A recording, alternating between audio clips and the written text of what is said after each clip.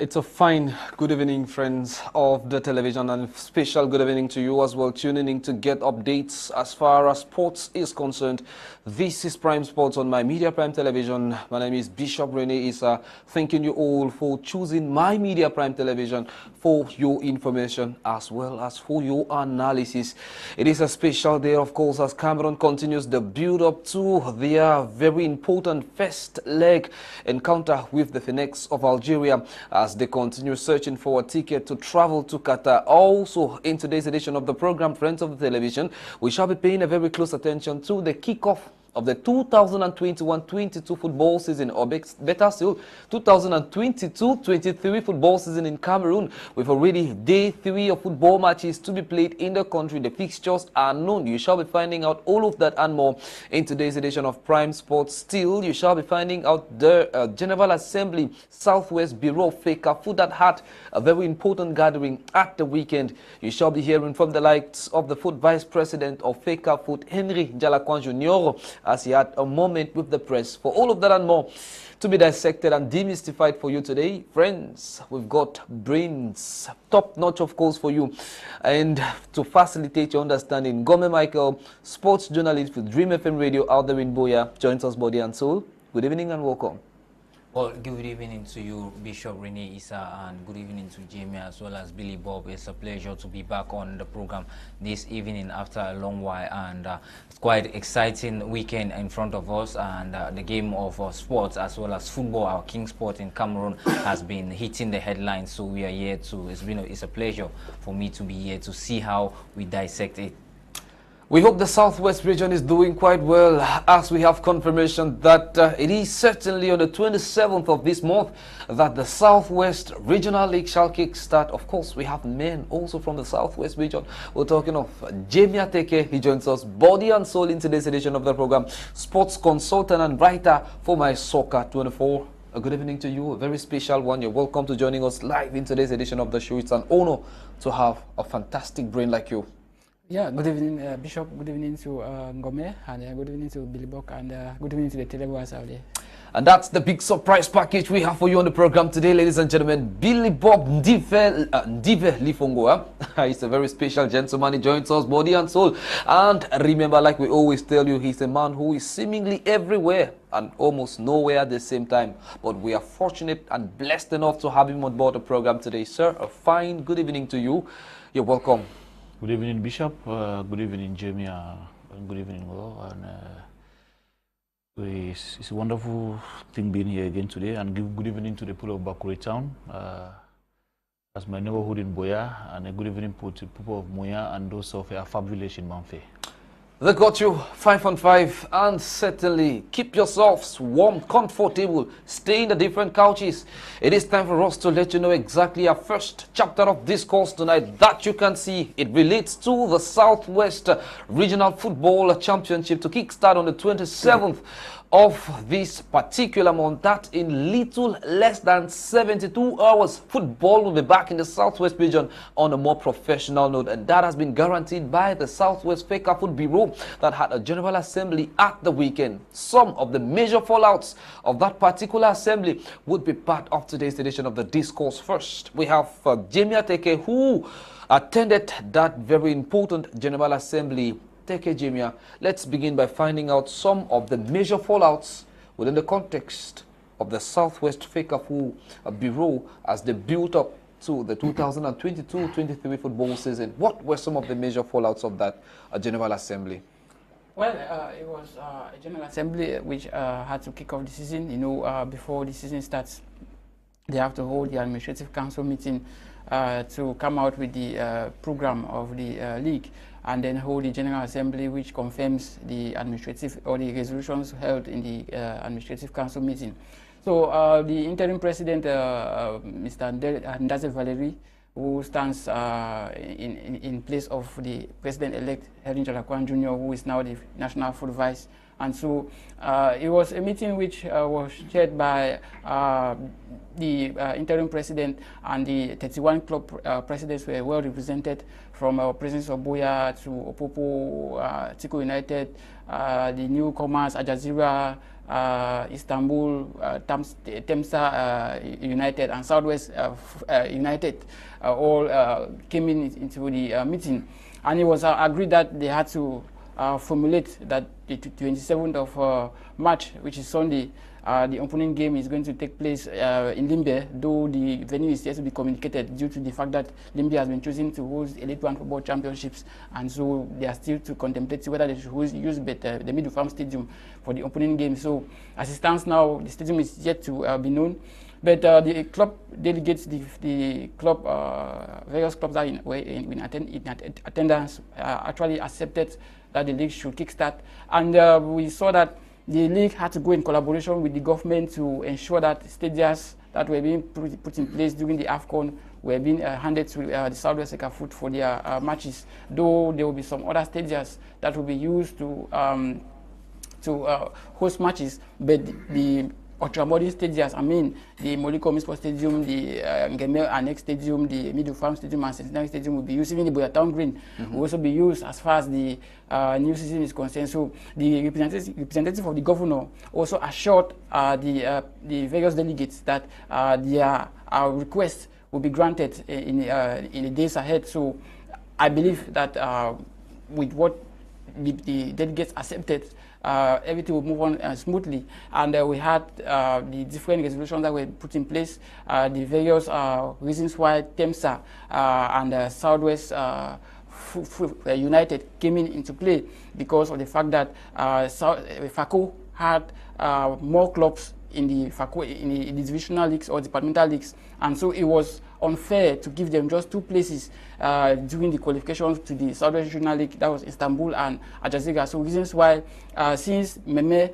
and Manu had a small number of teams, so the FACO division had to have at least 3 teams than the other divisions. Reasons why, so Southwest United came in the league, or was promoted in the league, while TEMSA was a team from Manu. So because Manu is insecure, they had to bring them to relocate in FACO. Reasons why they are coming back to the Southwest Regional League. So those were the things that were being cleared out. But however, they still discuss on the fact that they really need an Elite 2 ticket. That's the main objective. Absolutely. As far as Valerie said during the opening session, which was open to the media, and he made it clear that the objective is Elite 2. So we are going to build on that and see if actually that statement will be valid. It was, in fact, a dictum adopted during the Southwest fecafoot Bureau's General Assembly that took place last Sunday in the Southwest region. Ngome Michael, this of course is a dictum: bring back football to the Southwest region, elite football to the Southwest region, and the delegates as well as the club presidents, not to also forget the general administrators, and why not the fans. It was for all of us, all of them as well, to be actors and not only watchers or spectators. Ngome Michael, your reactions? Well, it is the second time in a successive year. Remember last season at the end when we were galvanizing for a representative at the National Interpose over there in the Southwest region. It was the talk of the moment, and after Best Stars Academy had gone out to the West region, they came out. They went unbeaten, but they couldn't get that much needed ticket for Elite 2 football. So we are coming back, I think, coming back at the start of a season, even before the season has to start, to galvanize and put everybody together to understand that our objective for this year's campaign is to get an Elite 2 ticket. It's very important. Noteworthy that it was equally spearheaded that the idea of an Elite 2 ticket will not only come from teams going to play on the pitch. I think they have, as it was stated, presidents, clubs will have to work in synergy. We've seen how it works in other regions, and I don't think there's, like the executive mentioned, it's not a bad idea to copy good examples. So follow the good examples of the others and see how they go ahead in presenting Elite 2 football club in the Southwest region. We are talking about a region with so much infrastructure. The government is letting it out to play a regional football league. We are having Elite 1 championship back to the region. I think this acted as that part of that motivation for these club owners who have to stick together. We've seen the idea of sticking together and bringing back elite football in the Southwest region. It doesn't mean you just go and it is towards the Interpol or the mini Interpol where you think you can represent the region. We already have a calendar say mark the season as it goes. You have to be resistant. You need to have a future. You believe in yourself that I will live up to expectation. I need them. I have the human resource, the manpower to surmount this season. We have close to 20 games to be played before getting to the mini to the national Interpol. So at this point in time, I think whosoever goes through the first and second round, when we go through that period, we'll know who is eligible enough to win our support, that much needed family support in the Southwest region to represent that region, the region at the national Interpol. So it is that continuous process. And when we talk of processes like this and periods where we come together to discuss, I don't think it ends only at the General Assembly. During the second half of the season, we will have to sit together again and see how so far we've attained or how the steps towards bringing back an Elite 2 football team is going. We already know clubs when we are talking about Elite 2 football. We know clubs that has paid their manpower, their resources, and players on board, as well as financial, because we don't just talk football based on players. We have talking about financial resources, organizing and taking care of your team in injuries and crisis time. So when we are talking about it, we already know clubs that are showing the green light to that. So we are just hoping that as the seasons go by, the organizers, the club presidents come together again to reinforce this idea and see how it is realized towards the end of the season. Billy Bob, Ndive, LIFONGO, it appears the Southwest region is bereft of elite football for at least 10 years. And there are many lessons the Southwest region has to learn from other regions as well. Before coming to you, would like to take, of course, a moment and listen to the reactions there of the fourth vice president of fecafoot, who was, of course, the president-elect of the Southwest fecafoot Bureau. We're talking about Henry Njalakwan Jr., who had a moment with the press out there in the Southwest region. He was speaking to My Media Prime Television on the sidelines of the General Assembly that took place out there in Buea. Let's take a listen to his reactions. Billy Bob Ndive. It was a focus on solidarity and the coming together of presidents and clubs to produce a second division club. Let's take a listen. It was a successful one to start with because all the resolutions which were being taken by the regional council were adopted today at the General Assembly, and the first thing that was being adopted was for us to start our championship on the 27th of March, which everybody unanimously accepted that we should start, and also they accepted the fact that we should run with the 31 clubs. Therefore, seven clubs from Ngome constituting Pool D, and 8 teams per pool from Pool A, 8 teams, Pool B, 8 teams, and Pool C, 8 teams, all the teams from FACO division. So that too was also adopted, and this is the format in which our championship is going to be run, and the first 2 per pool is going to qualify for the mini Interpols to enable us to have a champion, and the last team per pool is going to go on relegation. Yeah, actually, it is very important to have that solidarity amongst us, because for us to be together, it's going to enable Southwest football to move forward. And this is the main reason why I stressed on the fact that we should collaborate together in order to ensure that Southwest should have an Elite 2 team come 2022-2023 football season, because I have taken note that the Southwest football family hasn't been united, and we are trying to see that we should have the togetherness, behave and think like one person in order to help this barren region to help this barren region to have an Elite 2 site. So it is a collective.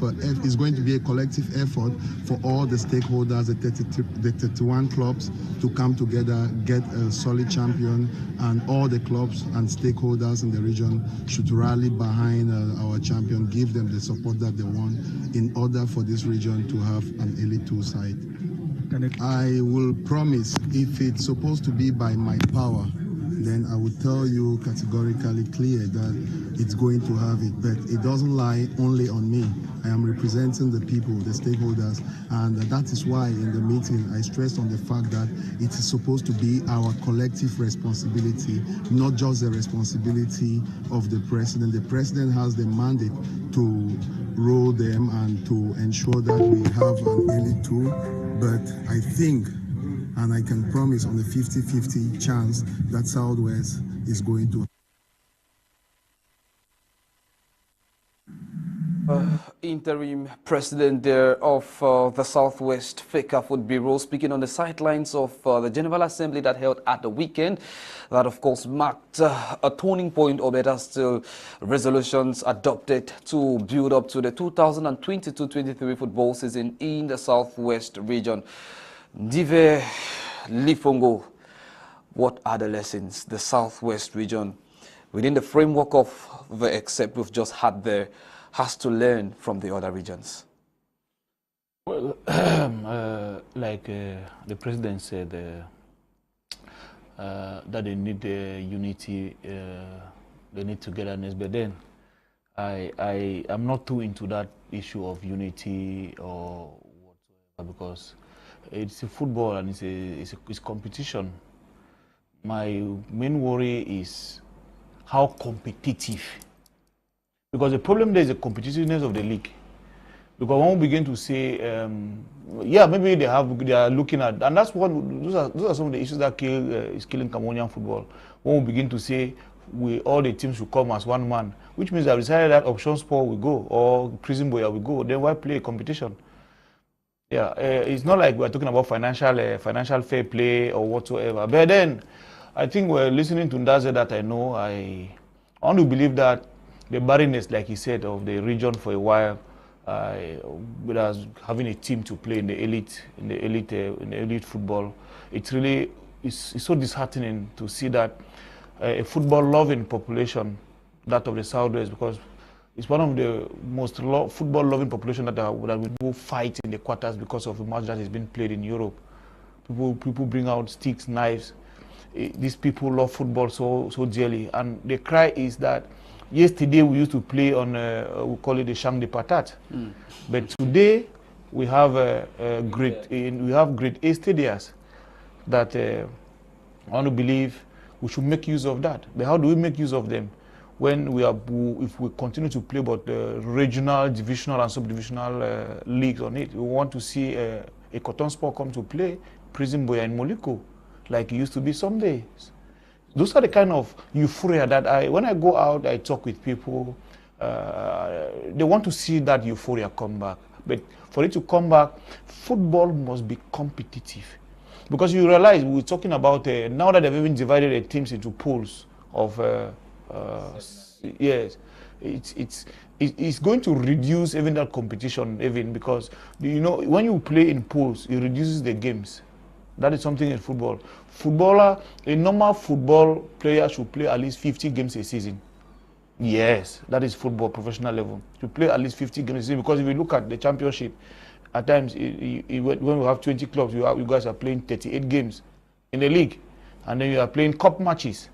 Then those teams that are always top 4 or those champions are playing maybe intercontinental clubs. If you realize that there are about 50 games to be played. So you see, there's a difference with you that is going to play 10 matches and then everything is over. Now, when you come to play with a team that is coming from the littoral, or that they have played about 25 games, because in football, you remember, the more you play, the more apt you become. Yes, consistency counts a lot. So when you do that, and we think we should work in it. Unfortunately, Southwest region today is not as safe like we spoke about the team from Manfe. Southwest region is not as safe like we used to do yesterday, that we'll just leave, go and play in Baobok or whatever, play in a Kondotiti and stuff. To go to Kondotiti to play football, you must think like 10 times before you even you are going through sea or whatsoever. It's so difficult. But then we can understand. But I think what we should do, like last time I told you, Bishop, that most of my worry with Southwest football is that people just create teams not for the purpose or not for the love of the game. You understand? Most of the teams that are being created is not for the love of the game. People have seen it like, okay, we can make some small change here, and then they just go around creating teams here and there at the end of the day. And since there is no serious criteria to assess some, so it's going to be a big problem if you continue with the same mentality. You realize that at the end of the season, which is going to be ending, I think, in June or July, we'll be showing our teeth because we'll be left to nowhere. We'll qualify for the mini Interpol because obviously we have to send a team. But when we go there, we go and meet with other firework teams. We realize that we might not be able to match them. That's my problem. So that's my problem. So I think Ndaze, Agbo, Bisong, and the rest, and the stakeholders, club presidents, should go an extra mile. When he's talking about me, I want to believe that he should be clamoring for competitiveness amongst the teams instead. But we have to equally understand that this could very much, to an extent, be considered a makeshift season, given all the polemics surrounding this. And we should not expect, of course, to see perfect football in Cameroon as far as professionalism is concerned. Also, on the sidelines of the General Assembly that took place at the weekend out there in the Southwest region, our team also caught up with Greg Mewano, president of Kumba City FC, winners, of course, or champions, of course, of the pre-season tournament organized by the Nudon out there in the Southwest region. He also had a reaction and was within the context of solidarity, coming together to produce an Elite 2 team for the Southwest region. Let's take a listen. Southwest region, I think so, because it has been like you guys had, you witnessed. It's been, I would say, the laboratory where the problems of the football, not only in the Southwest region, but in Cameroon as a whole, actually was put on the table, and we have dissected it and come out with adequate solutions, which gives us, the club presidents, from Ngome, from Manu, from Fako, where we have the active divisions. It has given us solutions to our problems. It has opened our mind. It has given us also hope, that the season is going to be very successful. I think we were all very honest, very focused, very serious. We discussed very frankly. And it has also, I should add to that, brought a lot of unity, which I would say pre-election moment or atmosphere actually brought in some division, some decimation of unity. That unity has been won back by this meeting, which is an absolute necessity for people to be able to be one man.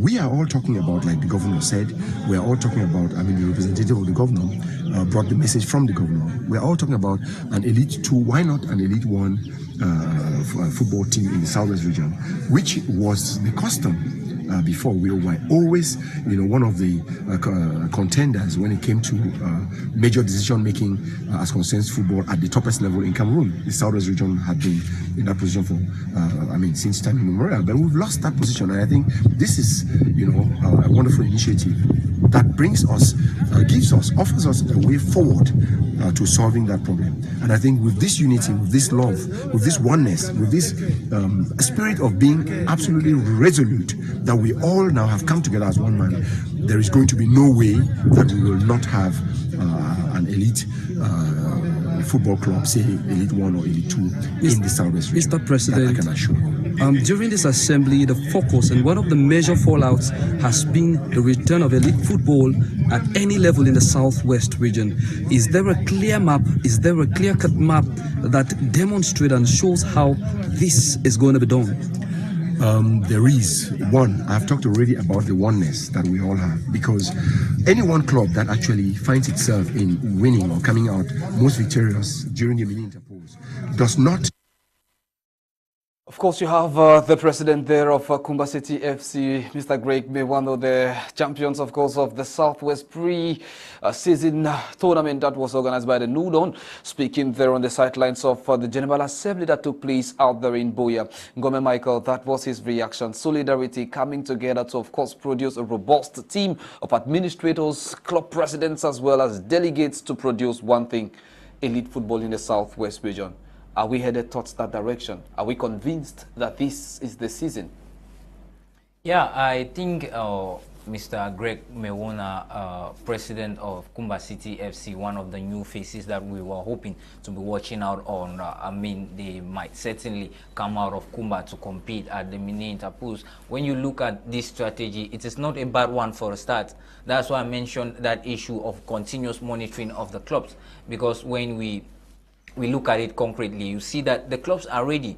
When you see the likes of Algeria coming in, Istanbul Football Academy coming in, and all other teams, senior devs, Continental, not leaving out best stars, Victoria United, Tico United, bouncing back with positive signs that they are coming in to book that one full ticket. You get that that is a feeling that everybody wants to be where he or she deserves to be, and be that one team where the Southwest region will rally behind to get the elite or two tickets. Because when we are talking about, like Billy said, about the issue of competitiveness, I think this is the first time we are having a preseason. We've had this and teams know where they stand, because this is a side, Kumba City FC, nobody knew where they were coming from, but they came in to beat our best stars at the finals. It is sending warning signals across. It is a season where we are going to have close to 14 matches to be played. I think we are bracing up for that competitiveness. It might not pay off this season, but once we set that pace, we might learn from the errors of this season coming up this weekend to see how we strategize it. But we anticipate a lot of competitiveness, because this is the first time we are seeing teams that have come in with a lot of ambition. They show that desire, they show that thirst to have a taste of football in the Southwest region. They've shown us in different categories, different dimensions. So this is that time. Two competitions, a preseason tournament and a regionally competition, might not be the same. But when you look at it, it would show you that it is going towards a different dimension. And this is time for teams to get themselves braced up, put on their backs strong, and show what they have to give it all out to the population as we head into a football season with the aim of getting back an elite football club. Yes, president of Option Sport Academy out there in the Southwest region as well, Henry Awanto, spoke to us as well and gave his take as far as the General Assembly is concerned.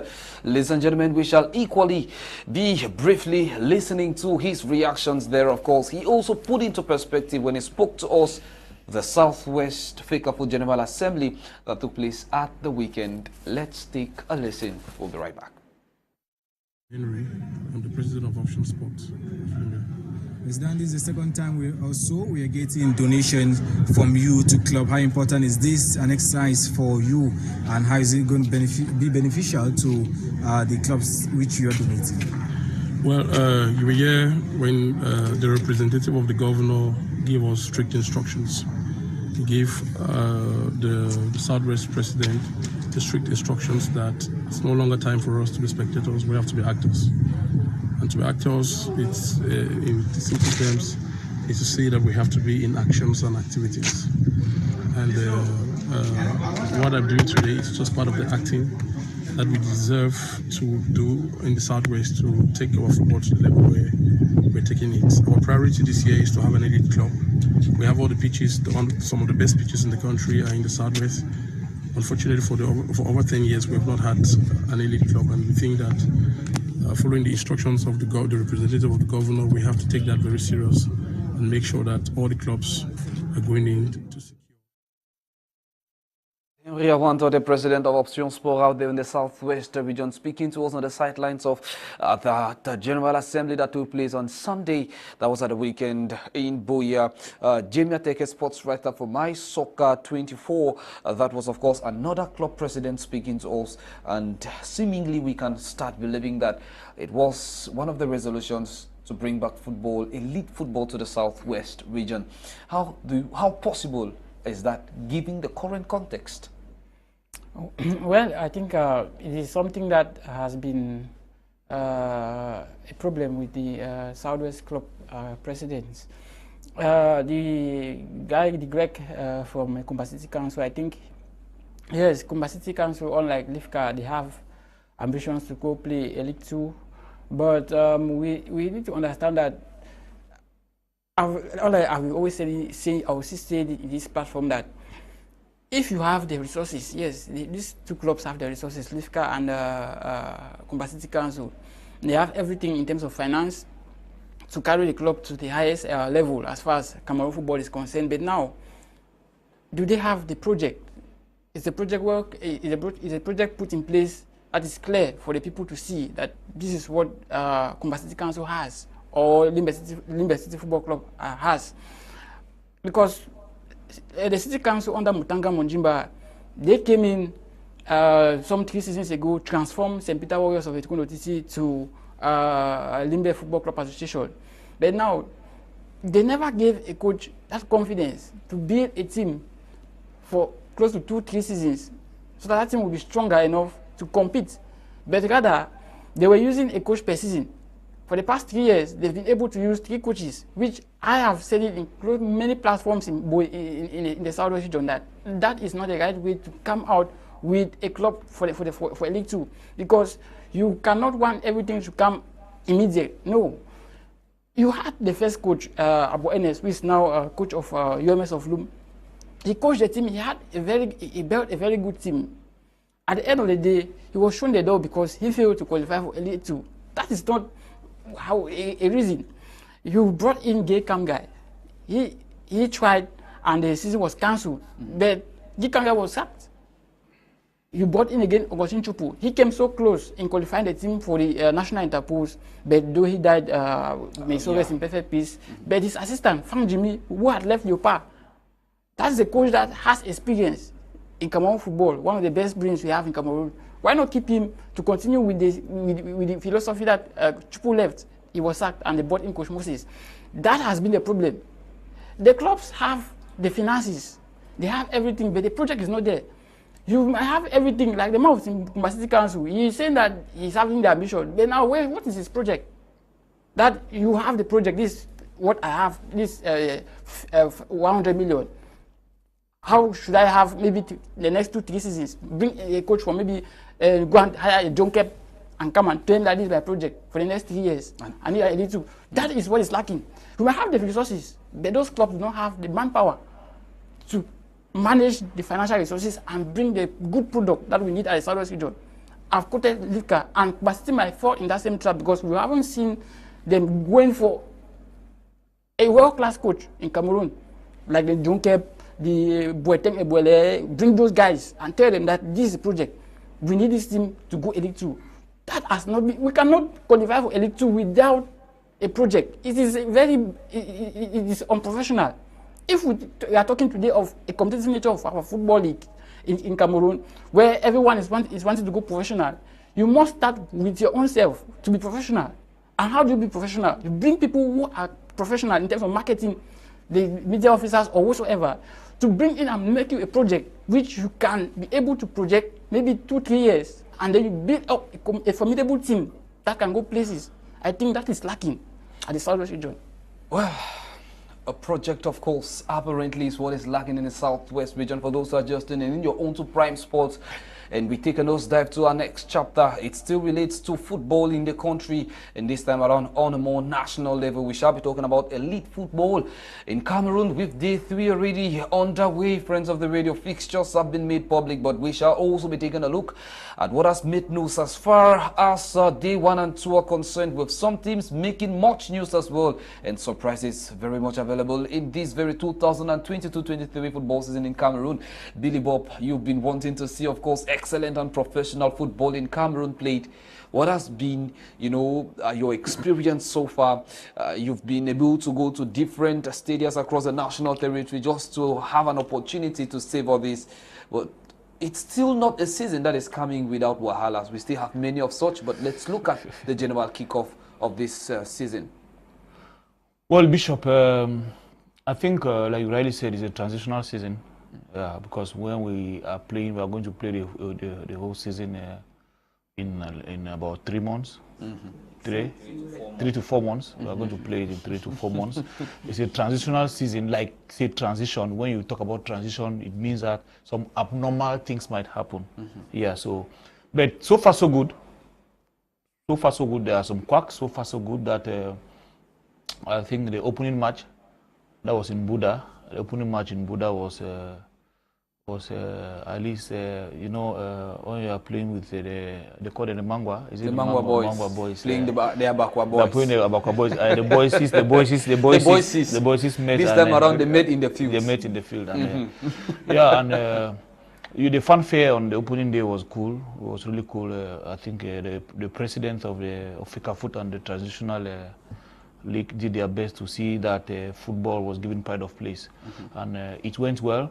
Now day 2 that was played yesterday. It was yesterday, if I'm not mistaken. Day 2 was played because it was played yesterday, and some teams have already started.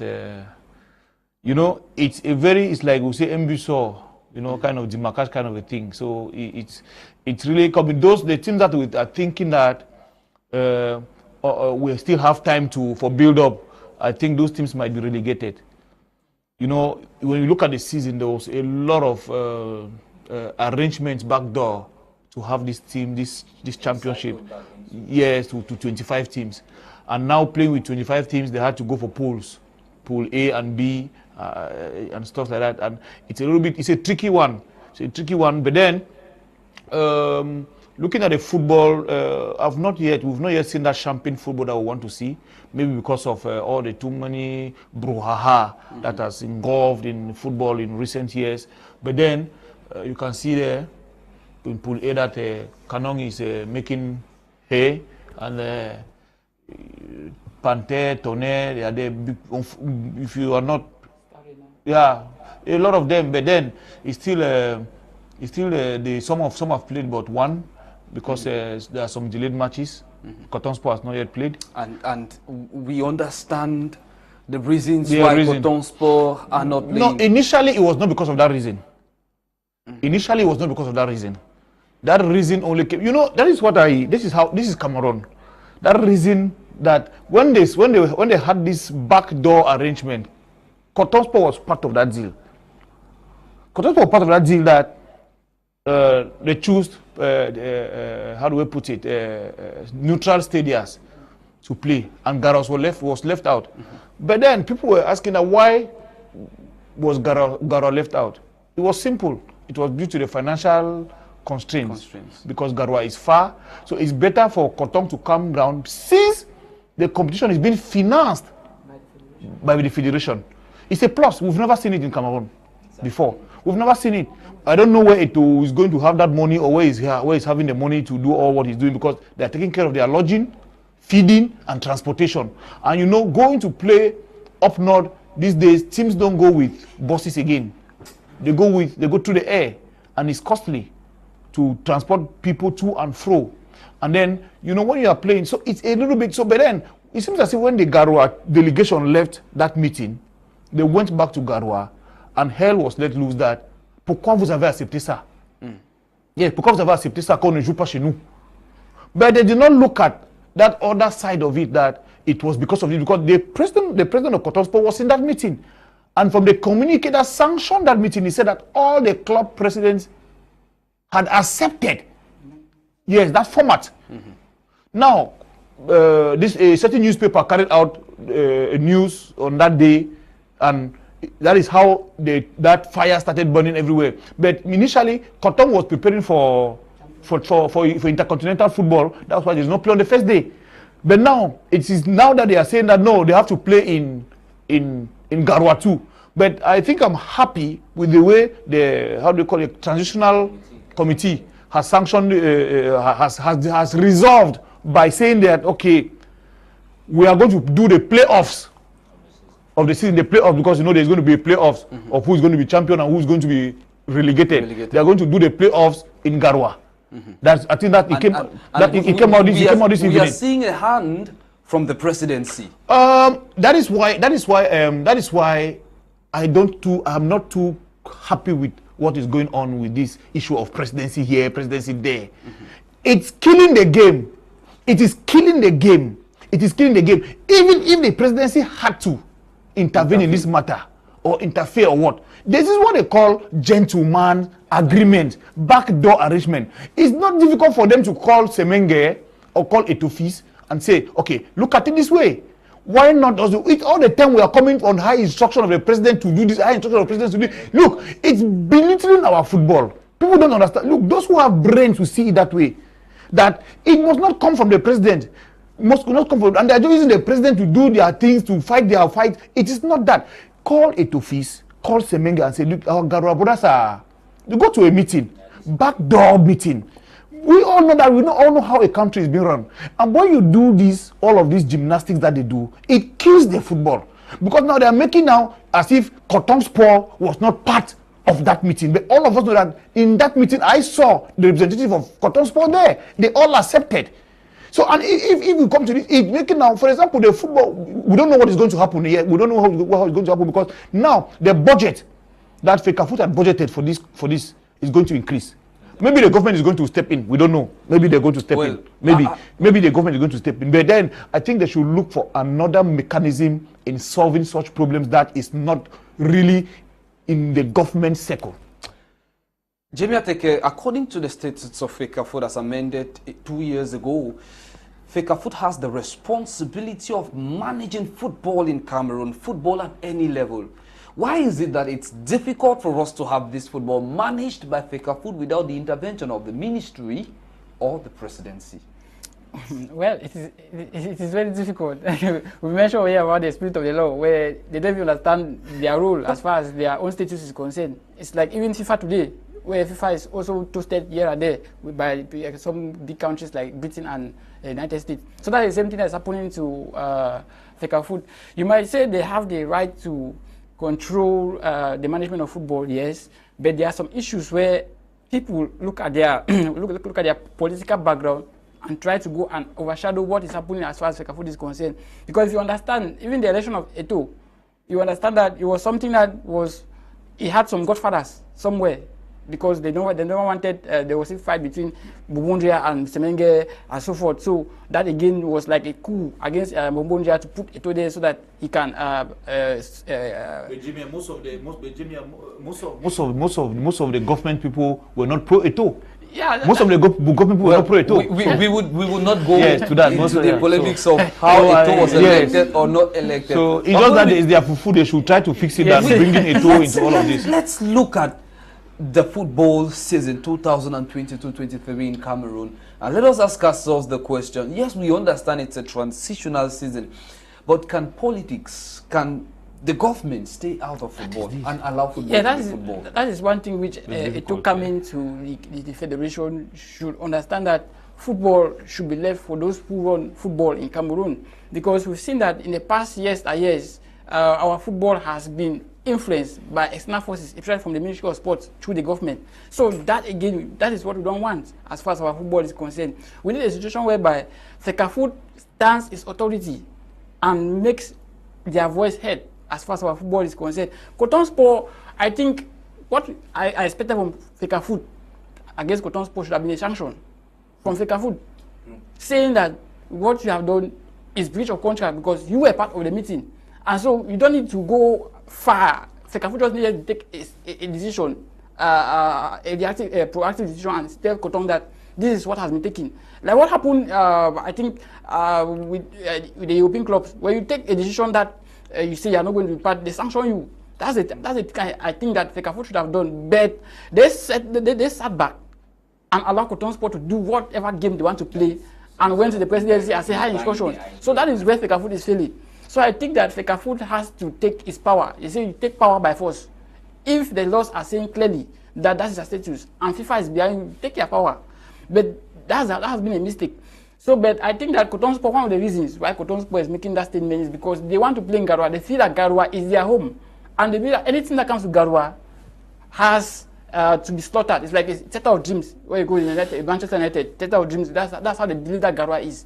So they saw that playing, and the league is the league is a one leg. There's not home and away basis. So they know they are afraid. They were beaten today by Edim 2-0. So you can understand why they are saying that they should play in Garoua. So that is the main problem. It's not the fact that. But Bishop, just for 30 seconds, I think what fecafoot also did, I was baffled because what they explained with the format, it's not what is being practiced. If you look at the fixtures, I thought they selected this. You cannot play with Canon in Yaoundé. Canon played Colombe in Yaoundé. Tonnerre played Union in Yaoundé. It is wrong in my own because, and for that, Coton Sport has the right to protest. Because when this thing came up, I thought, when you say you are playing on neutral ground, when two Yaoundé teams are playing, play them in Yaoundé. That was where they aired.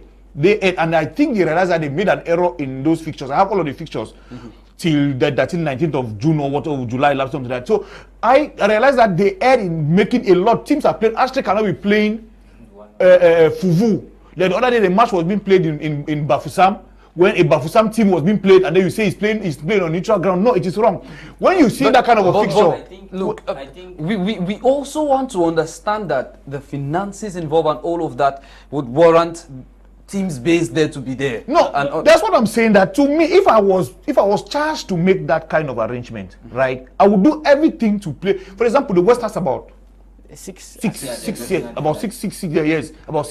When they are playing amongst themselves, play them there. And when they are playing a team that is not there, you play them in Douala, play them to a city that's nearer them, but not playing them because it's like they are playing at home. All right. Yeah, it's like they are playing at home. I think that's where that's where Coton now is holding them to ransom because they have seen that and they say, okay, but they could not change it. It's difficult for you to change them than to say they will play. We should equally understand that when these draws were made, they will bring in the idea of geography in it, the geographical setup. When you see teams, the highest number come from the West region at some point in time. So they were mingled with those from the Northwest and constitute a pool, and the others from the littoral region are even swapped. That's why you see Coton coming in and playing at some point in time. So when you look at the geography, you cannot take our canon basically entirely out of Yaoundé when teams from the south, the Ofta of Kribi and the likes, have to come in to play there. It's just to group them into pools. Yeah, it's Ngome, a reasonable. I understand, Ngome understand, but if you look at that distance, let me tell you,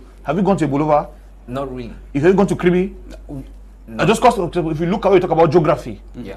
Leaving Kribi to go and play football matches in Yaoundé, there is no direct road for now. That leads, that takes you from south. You come to pass through Edea and go to Yaoundé. And Bolova to Yaoundé is close to about 300 kilometers too, which is very far. So at time when we talk about our geography, for fans to leave Kribi for Ofta or Colombe to go to Yaoundé, it's almost a equivalent task. It's very difficult for them. But then we should not, like we say, it is transition. We give it to them. Ngome Michael, it's a perfect start for the likes of the Mangwa boys, Start, Rene and Kano and Yaoundé.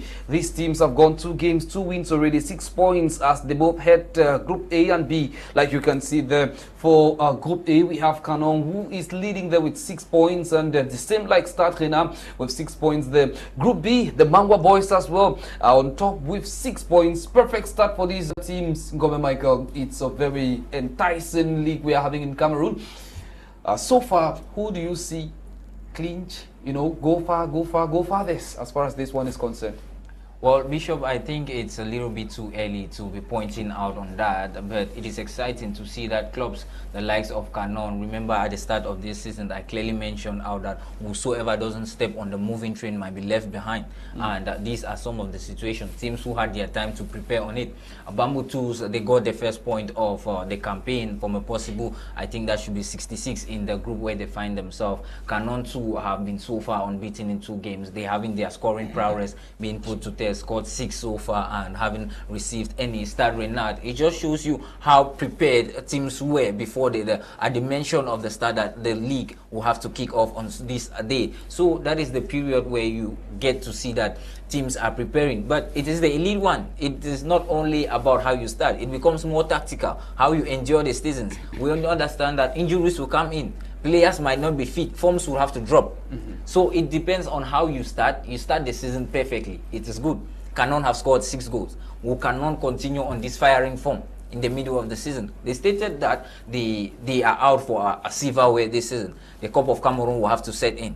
So will they maintain this consistency? That is the question. So Cotton, we know Cotton have lost by 2 goals to nothing. But it is clear that Cotton will not end up at where they are. And even seeing them at mid-table by the end of the season might be a shocker. So we are hoping to see that clubs who are coming up this season that have prepared should make the league competitive, juicy, and enjoyable as it is. And those who have not prepared for it, they will be relegated once again. And when you see the likes of Renaissance backing up to get points, Fouvre Azul struggling in, and Yafoot continuing on seemingly the same way they started last campaign and ended last campaign, it becomes questionable. So teams will have to put themselves together, put their strengths together, show that they are coming to join the moving train, as we're saying, because it is a transitional season. And when we get into the solid framework where we're seeing ourselves by next season, you are not there, you are being left behind, and you'll be left behind, and the train will go ahead. So it is time for these teams who are starting on a good footing. We are hoping to see them that in between the 4 months lifespan that we have for the league, they should be same there, maintain some level of consistency, and try to change, that is revert the format, or this we've always had big heads somewhere here and there on the league table. We should, for one, see new names coming in, and possibly new representative at the level of the CAF Champions League, because we already have our person of PWD that will be representing Cameroon at the Confederations Cup level.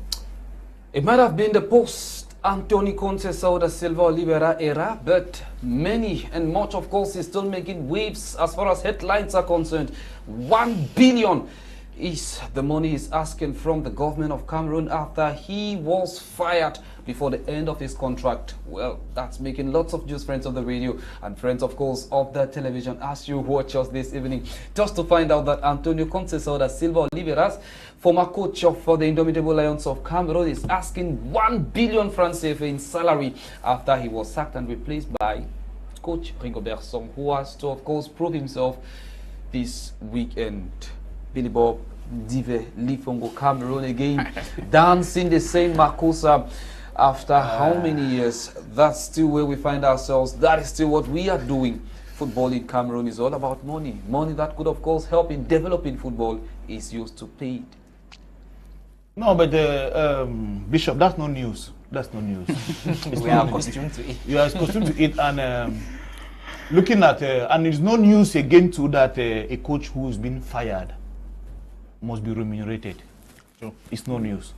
Now, it has to go with some kind of negotiation.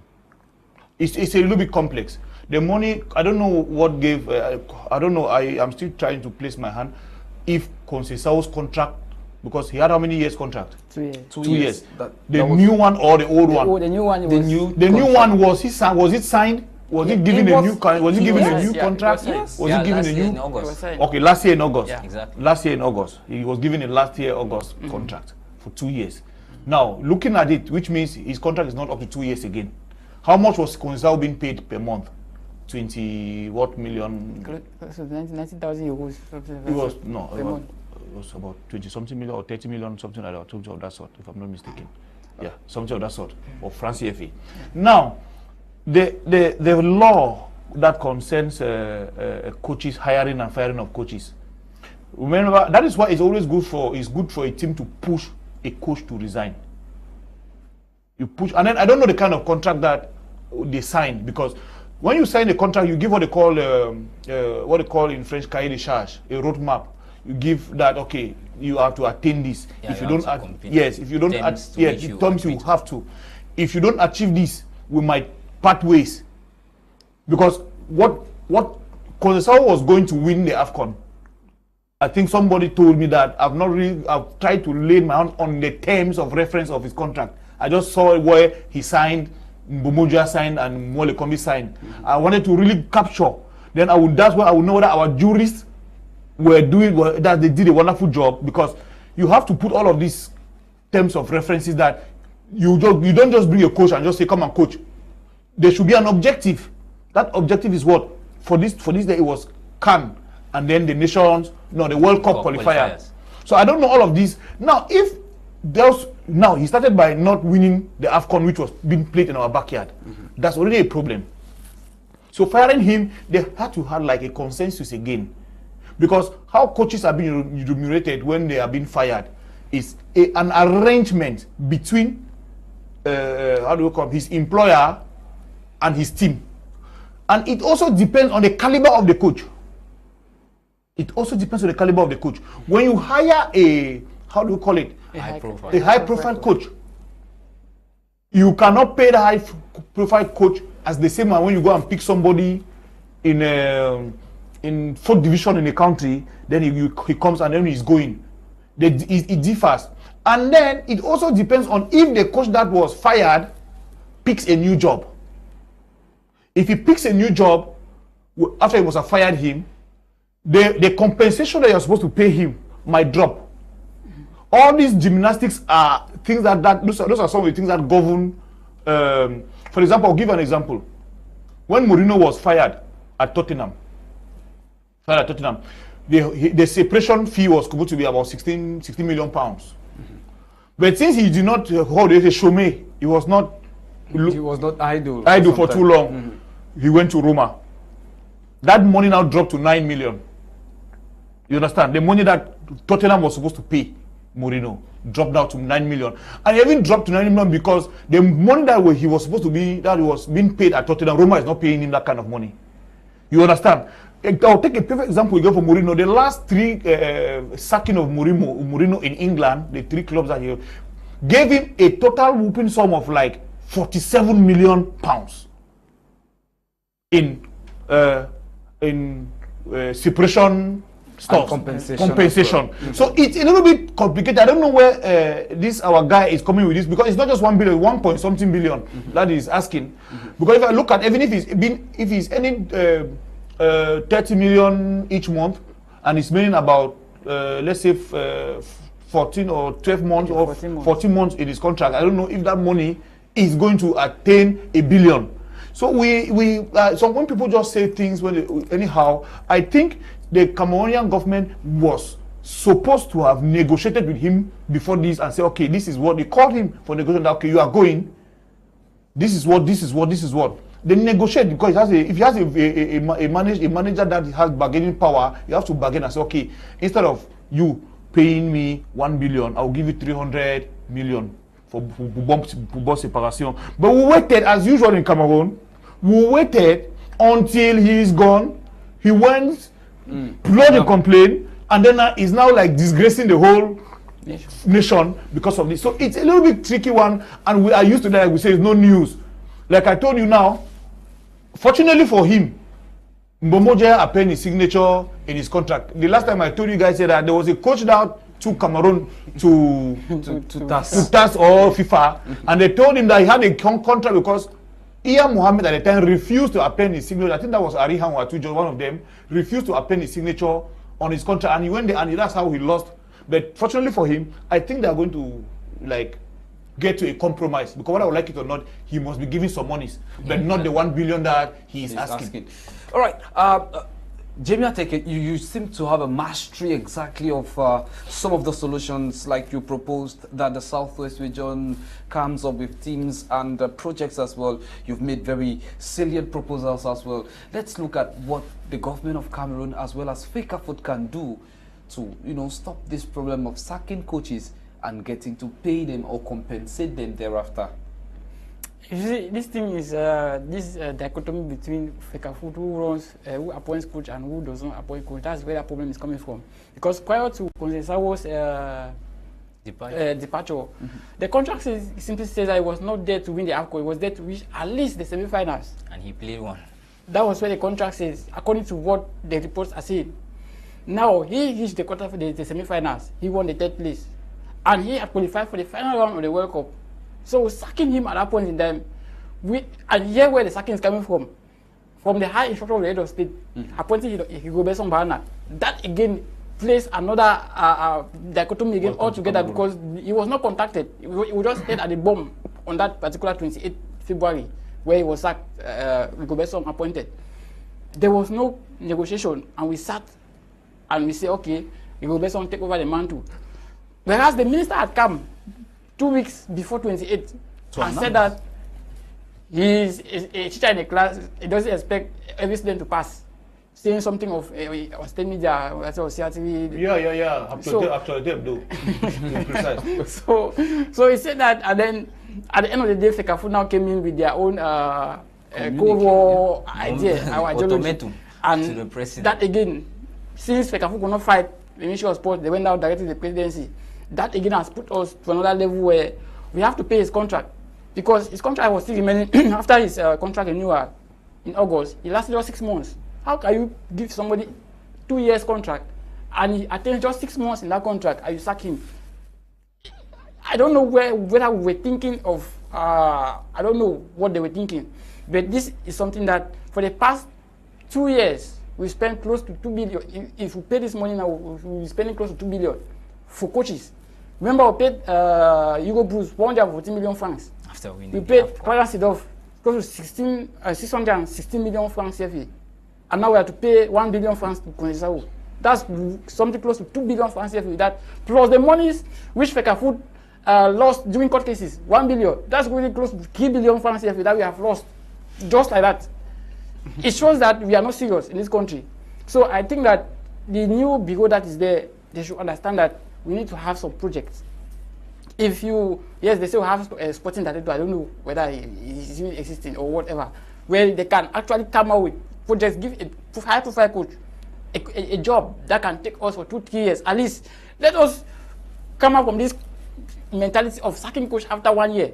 It's not right for our football, because if I look at memory lane, we've had close to about this song is about, I think, the 10th coach for the past 10 years. We will be sacking coaches after 1 year. So it is something that is somehow disturbing to our football, and that makes our football not to go, because if we don't have somebody who can build up a team that comes out with the philosophy and implement that philosophy for a 3-year mandate, like what Senegal is doing with Cissé and Bamadi. You see what Bamadi came in 2018, and up to today, even though he had a disappointing performance with Algeria, but he went 33 games unbeaten in the international scene.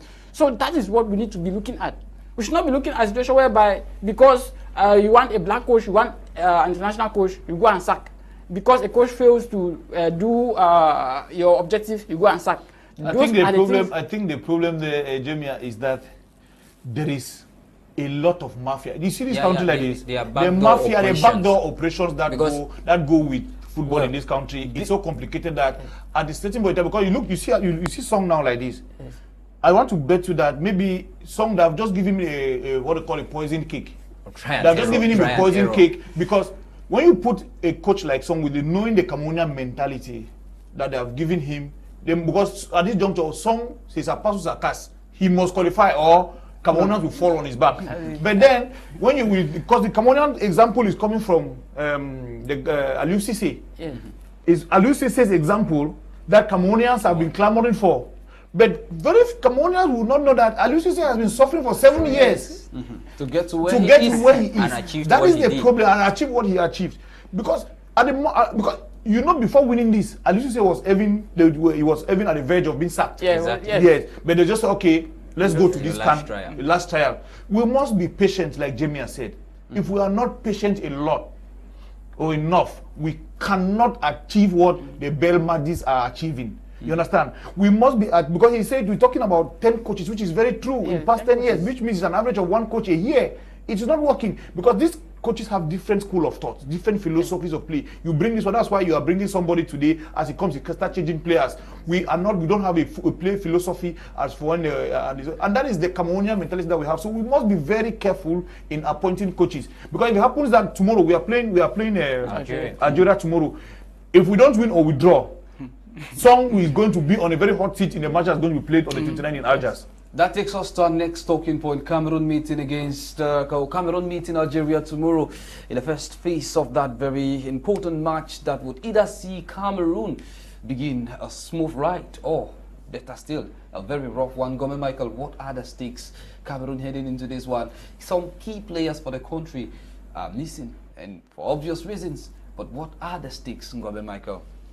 Well, it is indeed a game that carries a lot of intrigues, and it will be electrifying. Thankfully for us, we are playing here in Douala, and it is a terrain where though two competitions are not always the same. We are talking about a World Cup where both sides missed out in 2018 out there in Russia. So they will be doing everything within their reach to see that they get themselves back on track, and it's the pleasure for every country to play on the global stage. Cameroon and Algeria, when it comes to the World Cup, they have been teams that are familiar in this competition, qualifiers so far. Cameroon have had, I think, four wins and drawn 3 in the last times that these two sides met, and Cameroon has always done as much as possible to dominate this fixture so far. But when we look at the current situation, it is a different era for both teams. Algeria, despite the fact that they had a very poor outing during the AFCON in Cameroon, they have equally have a good players that when you look at their records when it comes to the African World Cup qualifiers in Africa, they've had a good record so far, scoring 16 goals, averaging at least 2 per game. That is one thing we have to be very sure watchful about when Coach Rigobert Song is fielding his players. They have to understand some of these stakes. And when we are talking about Islam Ismaili, that is somebody out there in Algeria who is their top scorer so far. I think he has scored 6 goals in almost 7 appearances for the club, their country, in the African qualifiers for the World Cup. You understand that they are coming with fire in their hands, and they are coming not only to qualify, get a win in Cameroon, but they are equally having that intention of possible revenge to the Japoma Omispor Stadium, where they had a very, very poor performance during the African Cup of Nations. Cameroon, despite the problems that we are facing, Muminga Male, somebody who has provided, I think, is heading into double figures of assists with the colors of Cameroon. He will not be absent. Midfield maestro Frank Zambo and Isah will equally not be there. But when we look at this period, I think it is that time too where misfortune for one person should be that period where somebody tries to capitalize on it and make his presence count. We have the likes of Cham Olivier, Jando Fuch, and Ondoagaya, who are coming in, and luckily for them, or unfortunately for the injured players, and luckily for those who are coming in, they are going to play there. They find themselves in that midfield compartment where they might be fielded tomorrow. So it is that time where you capitalize on it and make your moment count as well. And one thing too, like we've all mentioned here with the intrigues of coaching, I think it is time for Cameroonians to be patient. Whatever the results tomorrow, we have to calm down and see how we give the coaching staff and the technical staff that time to put their heads together if at all the results come out negatively on our side. You better talked about patience here as well. Jemea Teke, it should definitely be a case for taking responsibility, like you would always say. Whether we have the key players there or not, it is for those who have been called up to take the responsibility, and why not defend the colors of their country. I'm sure that would be a stand you would endorse. Yeah, it's going to be a cross-section effect as far as this game is concerned, for not only for the players, but for the Bobesong and even Etu. Because this game will either make or mar his stay at the helm of the federation should Cameroon record a negative result as far as this tie is concerned. Well, because when you look at even Anguissa, I made mention of the fact that this thing that we sacked Concaicao like this might bring something, because we have reports that Anguissa's injury is even fake. That the reports are saying is fine.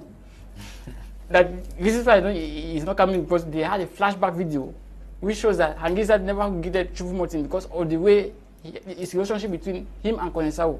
So we are looking at some kind of things that are happening, which some, like Bill Box said, it's like a pressing cake.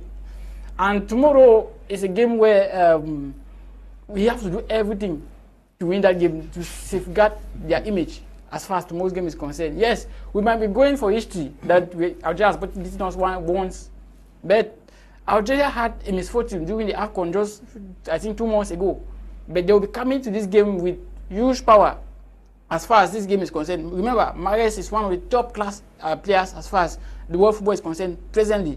And you will not expect such a player to lose World Cup qualification because he's coming to play with Cameroon. No. So those are the stakes that are involved in this game.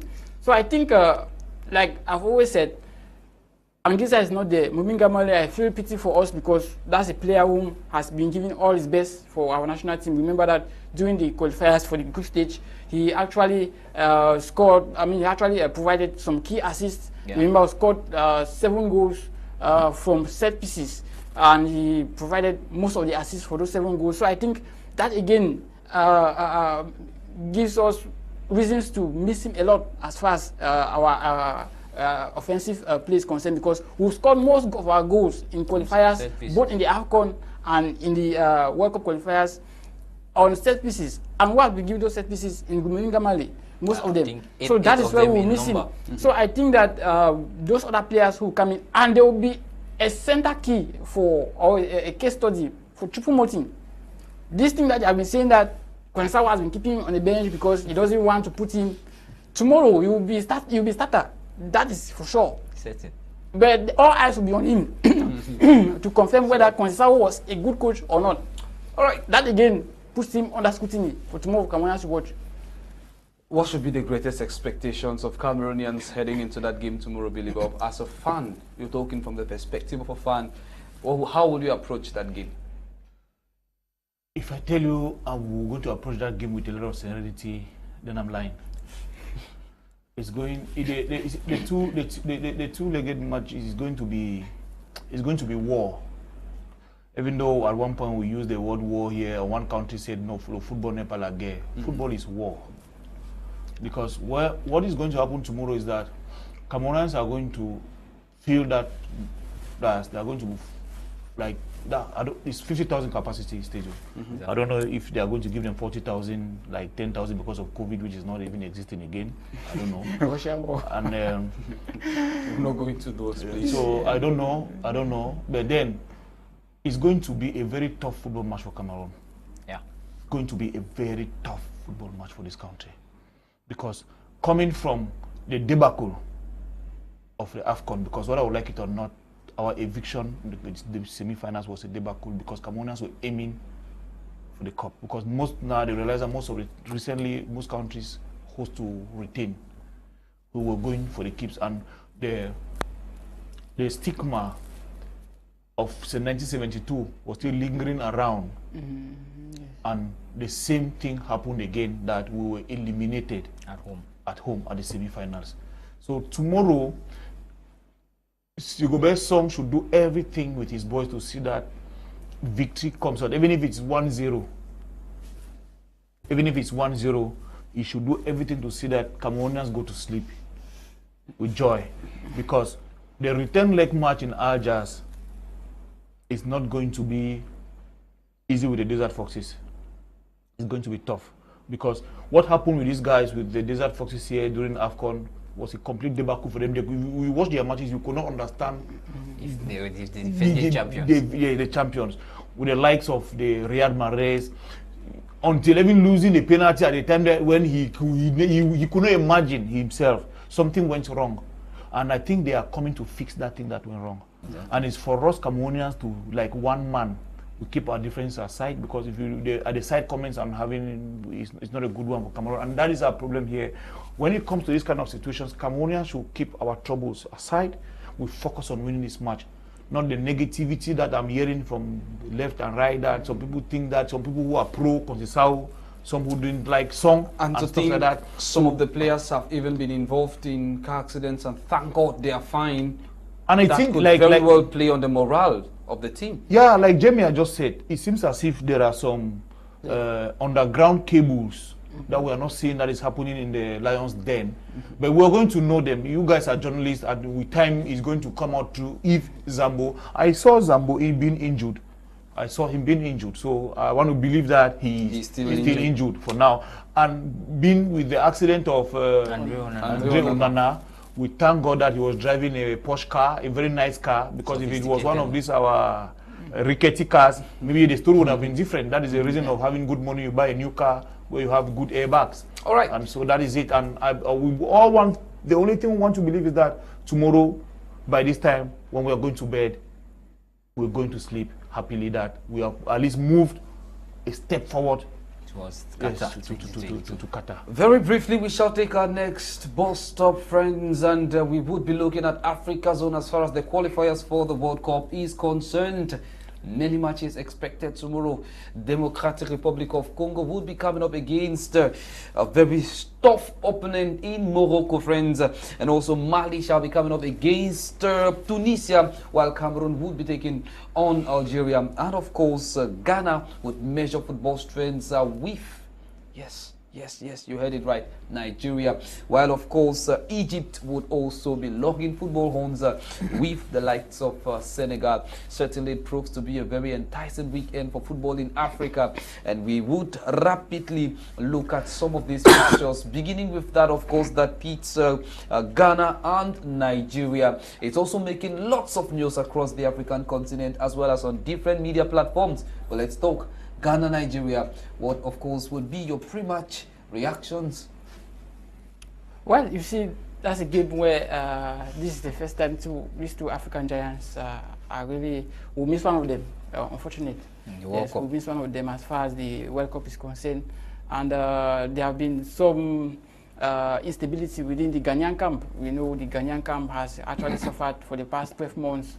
They've not been the Ghana we used to know of Asamoah Gyan, and so now a team that has in their last 4 games they've been unable to win one, and the last was against Comoros. We saw it here in Yaoundé, 3-2, and they were eliminated shamefully with 1 point. So they had to do away with Rajevac. You know, they had administrative issues. There was 1 point in time where the government was saying that they need only nationals, while the federation was saying that that's the same thing as happened with Cameroon. Exactly. While the federation is saying that they need expertise. That's why they had to sack Charles Akuno to bring in Rajevac. Rajevac was also sacked, and they brought in now. They also sacked now Rajevac and brought in Otto Adu. So that's where the Ghanaians are also the same thing that we are facing here. They are also facing out there in Ghana. But now it's going to be difficult for them because they are missing their 1-2 of their key players. And Ayew, yes, a suspension. That red card it's affecting his participant as far as this tomorrow's game is concerned, and then his brother Jordan Ayew is going to miss because he has COVID. So they will now be relying on the likes of Partey to see how things can be amended as far as their game is concerned. Though playing at the Babayara Stadium, that's a stadium that is like the Amadu Stadium to Ghana. Fortress. Yes, in Kumasi. Yeah, it's like the Amadu Stadium in Cameroon. That's a stadium that gave Ghana 5 wins during the World Cup qualifiers. In 2006, they qualified for their first World Cup. It gave Ghana, I think, close to 2 to 3 wins in their qualification for the 2014 World Cup, and a 6-1 pumping of Egypt in that particular stadium. So that's a stadium that, South Africa despite their misfortunes, they might still come out against a strong, resilient Super Eagles side. No, Super Eagles, they are a team that, yes, they had their own misfortune, disappointing the kind of 16 exit. But with the coming of Victor Osimhen, Emmanuel Dennis, who was denied by Watford during the AFCON, Victor Osimhen missed the AFCON. So they'll be coming out to come and make amends. They have 24 goals between them. Those are 2 key players who will have to be a threat to the Ghanaian defense. But however, playing at the Babayara Stadium in Kumasi, the Ghanaians have a different story to tell. And I'll be surprised that Nigeria comes tomorrow with their tails between their legs. It was your favorite fixture at the just ended Africa Cup of Nations, Egypt, Senegal. Yeah. We shall be having that again. Your preview ahead of that encounter. Well, the one thing that's so pathetic there is that Waida Salah or Mane will not be in the World Cup, and it's going to break Africa. Yeah, it's not going to. I feel bad because those two nations. They play good football. They play good football, especially those two players. Those two players that it's like the days of the Didier Drogba and the Samuel Eto'os, that those two players turn the match around. But now, unfortunately, it's football, and we had just 5 representatives. I think it's going to be fireworks. But I like from Sahara. I want to be a little bit. How do we say it? Yeah, I will go. Yeah, if I'm mistaken, I'm going to stick my money for Senegal. I'm going to stick my money for Senegal. And I think Senegal is going to carry the day. And then I just want to talk a little about, for 30 seconds, about the match of the jollof rice. Yeah, jollof rice. Ghana jollof rice. They have their war. They have their normal war about the jollof. Whose jollof is better? And unfortunately, only one jollof will go. Only one jollof will be eaten in Qatar. In Qatar. Yeah. And so we hope it's a jollof that everybody would like. And you know, he spoke about coaching there. It seems as if Africa, we are all suffering the same syndrome. The same problem. Because even Nigeria, that is it. You understand, the coach in Nigeria who was sacked, General did not understand why he was sacked. He could not understand why he was sacked, and the government was brought in as caretaker manager. You see, this is Africa for you. There is all this fight of who the booty, who eats what, who gets what, ministry. Federation. When the ministry will go for this, you see the problem in Ghana, where the ministry wants a local coach, the federation thinks an expatriate is going to. So it's those kind of fights that we're always having, and until Africa stand up, like say, okay, we have grown tall past this issue of petty lobbying here and there. Yes, there should be some lobbying to get a good coach, but not the lobbying because for pot de vin, as I will say. So I think we should go past that so that we can watch good football. Ngome Michael, Mali, Tunisia will also be played tomorrow, and that match will be coming up by 4 p.m. hopefully. Your preview, very briefly, so we can kiss our viewers bye-bye from this corner. Well, one thing we have to understand that all the fixtures we are waiting to watch, anticipating to see, nobody is small in it, because right now as we are talking, the playoffs out there in Europe, North Macedonia is just coming from asking out Italy by 1 goal to nothing as we speak. So that drive towards playing in Qatar is flowing in the blood of everybody. So when we are looking at this, we might say we might go quickly to say somebody or this country is really small, which that is not possibly the case. But when you look at the squad strength, they display that both teams demonstrated in the African Cup of Nations. Of course, the African Cup of Nations will be the measuring rod for any game that is playing this weekend. But when we look at it, Tunisia might have shown some level of concentration and determination, making out news, beating out Nigeria out of the round of 16. But when you look at the squad depth of Mali, if they put their resources together, they might just see that the Carthage Eagles miss out. And Mali too are that rising generation where getting into the World Cup is the wish of everybody in that squad. And if they succeed in getting that, that might just be another turning point in the history of football out there in Mali. So Tunisia has to watch out. Even now, Morocco taking on DR Congo, it might look like an underdog, but they really need to know that Congo was not in the African Cup of Nations. So Copa Hector and the Leopards down there are putting everything together to get that first ticket for that country in the World Cup out there in Qatar, which will be coming up at the end of this year. And of course, friends, that's how we saw it as far as this edition of the program Prime Sport is concerned, on your favorite reference point for sports in Cameroon, Africa, and the world over. We have been vibrating from Cameroon's economic capital city of Douala. And yes, it's time for us to tell you bye-bye from this corner. But of course, we've got very important personalities with us on the program today. The best of brains when it comes to the world of sports, sports consultants, as well as writers. Not to also forget the fact that they are journalists. Ngome Michael, reporter for Dream FM Radio, and journalist as well, sports consultant and commentator. We are profoundly grateful you took time out to be with us in today's edition of the show. Thank you very much. Well, the pleasure is always mine, Bishop Rene, Isah, and just to say as a final comment, when the government keeps on infringing in football, we should have at the back of our mind that some East African FAs were sanctioned by FIFA just a month ago because of the continuous infringement. Maybe they might see it as positive, but I think we are mature enough, the FA is mature enough, and we as human beings have that mentality. We should let things be done the right way. This continuous infringement into football is debasing, is putting our football to the floor level, and we are trying to see that it is lifted up to a given capacity. Well, that's the final comments, the heavy one there from Ngome Michael. Mr. Billy Bob Ndive LIFONGO, we are grateful you came. A man who is everywhere and nowhere at the same time. Thank you very much you came and answered present. The pleasure is mine, Bishop. We also had our sports right on board the program today, friends. My Soccer 24. He joined us all the way from the southwest region, Teke, Jemea. We are grateful, sir, you came and joined us in today's edition of the program. Well, it's always a pleasure to be here again and to talk about sports. So we hope that next week will be another week for the better. A program produced by Eli. We thank the cameraman as well, Mr. Robert, the friends of the television. For presentation, my name has been Bishop Rene Isah. Thanking you all for watching. Stay connected, cool, calm, and composed. See you tomorrow when Cameroon meets with the Phoenix of Algeria. And all we can tell you for now is Zeka Buea.